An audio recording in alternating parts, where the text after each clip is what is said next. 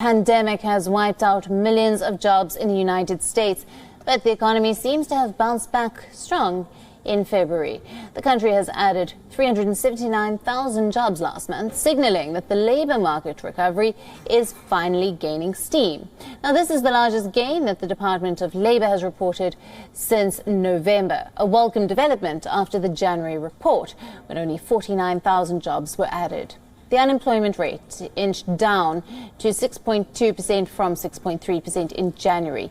And even though it was forecast to stay flat, this good news is only a part of the recovery story. America is still down 9.5 million jobs from February of last year.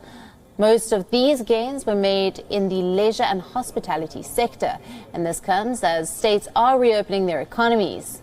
For other sectors, the gains remain very small. Troubling signs continue to loom over the employment market. While that number is finally going down, millions of workers rely on government to help make ends meet. Currently, 4.3 million Americans are receiving state unemployment benefits, and another estimated 18 million people are collecting some form of jobless aid. Though weekly jobless claims have dropped from a record of 6.8 million in March 2020, they remain above their 665,000 peak during the 2007 to 2009 Great Recession. Economists and politicians are calling the recovery K-shaped. While many white-collar workers have seen their wealth increase, the lower-wage earners have struggled to pay for basic necessities. Now, the stark disparity in unemployment by race remained, while the unemployment rate for white Americans was 5.6%. For African Americans, it was at 9.9%. For more on this, we are being joined by our correspondent, Susan Tehrani from New York. Good evening to you, Susan. Now, these figures released by the Labor Department showed the unemployment had gone up to more than 745,000, which is more than even the Great Recession period. By when does the government think that it could return to normalcy?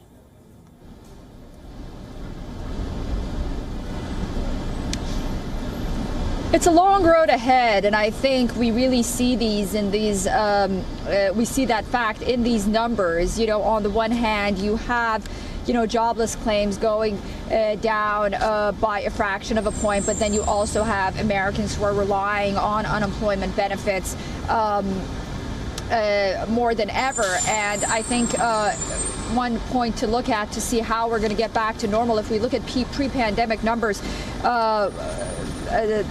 Friday's job report really highlights the pace of the labor market amid the coronavirus pandemic. The pre-pandemic unemployment rate was at 3.5%. We're at 6.2% right now. So that's sort of a picture of where we're going. It's also important to note that it's been a very rough winter. As you recall, Allison, there were multiple storms and hurricanes across the United States, Midwest, took out electricity, power. Construction work, which is part of America's infrastructure, it's very important. It was on the rise because of the better economy pre-pandemic. A lot of construction workers, they've lost their jobs. But as you mentioned, hospitality, restaurants, and here in New York today, movie theaters are going to be open. And what that does is it does provide jobs for perhaps staff and lower wage workers who are getting $15, $16 an hour, at least here in New York, a lot less in other states. But higher earning jobs and permanent jobs aren't really thriving, considering the fact that a lot of these jobs are freelancers. And as I mentioned, very sort of lower paying jobs because companies don't want to take the risk right now. But definitely a welcome news as the vaccine rolls out and as the weather starts to get warmer. Any step in the right direction is a positive development, but perhaps the road to recovery is long. Absolutely. Now, what kind of a push or a pull can this Biden aid package provide to employment and joblessness?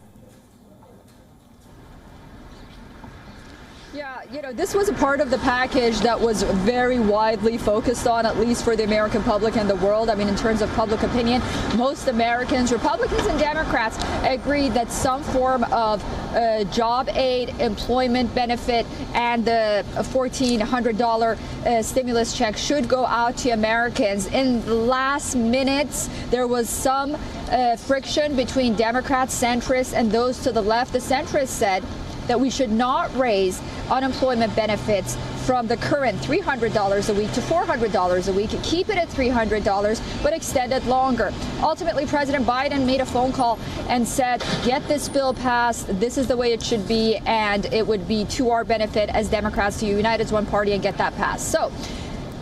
But the Democrats aren't very happy. I mean, not completely. They don't get the $15 minimum wage, although that's the wage here in New York for the rest of the country. But they also will have to narrow down the decision of giving the $1,400 check to families who make less earnings. So it's sort of not a wide blanket. Those are the two issues. And perhaps an interesting point was that right after the Senate passed the $1.9 trillion bill, because there's this controversy about not everyone knows what's in the bill, the senator who's a Republican from Wisconsin dragged Senate for clerks to read the 628-page bill for everyone to know what's exactly in the bill. And Chuck Schumer, Senate Majority Leader, actually welcomed that. So all through the night for about 11 hours, senators who decided to stay were listening to the pages and paragraphs of this bill. Susan, it's always great to speak to you. Thank you very much for bringing us that report. WION, now available in your country. Download the app now. Get all the news on the move.